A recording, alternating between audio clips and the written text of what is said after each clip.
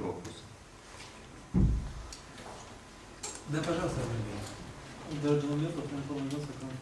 Скажите, пожалуйста, как вы считаете, повернется ли лицом власть на такие требования и при создании такой структуры, если после прихода Виктора Януковича ни разу не собирался совет представителей, то есть новый состав? Ну, прогнозы делать неблагодарно дело это.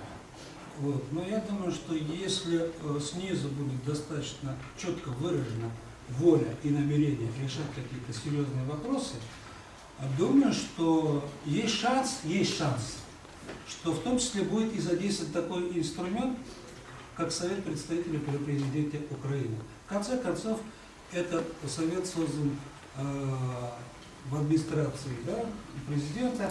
Вот, посчитает администрация необходимым посоветоваться с Советом, значит он заработает.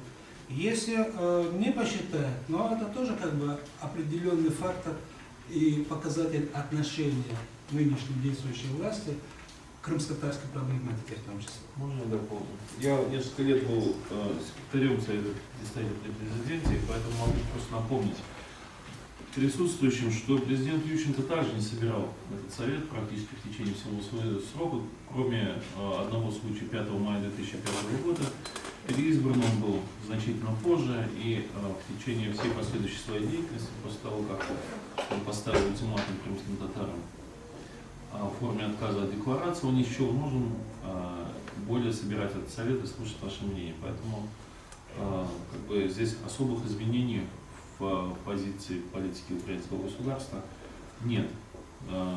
Но есть шанс, что это может быть исправлено, поправлено при наличии доброй воли у обеих сторон.